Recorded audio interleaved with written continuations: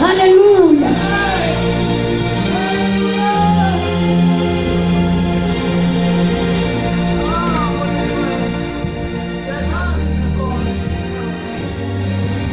Ngoku kusavuleke icango lenceba.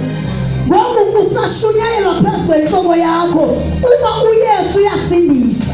Sona uYesu uzobe ehleli kwisihlalo sokugweba, engasahlekanga kwisihlalo senceba. Ukusalibele kumdlala uzofika usalibele yiloo nto. Ithi iBhayibhile ngemihla yokugqibela kuzokwanda abathandi beziqu zabo, kwanda abathandi beziyolo, bamlibala uThixo.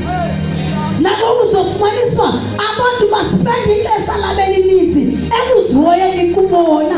Abasekho abantu abanexesha lomthandazo. Yona nto uThixo ayifunayo. Ithi iBhayibhile hlalani niphaphile ukuze xa efika angafiki ngequbuliso kuyo. Hallelujah. Hallelujah. Yabona mama umlobali kwantosi insuku ibandla ngendlela elirelaxe ngayo noma eliphole ngayo, liphole ngathi akazubuya uYesu. uYesu uzobuya usalibele sezilibele sizo. Abanye balibele ngamasiko, abanye balibele zintwaso, abanye balibele kugqwirha. Uzobuya usalibele ngomanyala wakho. Uzobuya. Uzobe uphi nawe? Ibuye inkosi yethu. Uzobuya abanye bethandazile. Ithi iBhayibhile uzobuya abanye bethi sithetha profeta egameni lakho. Bantu abanye sesashumayela saphilisa ibilweli.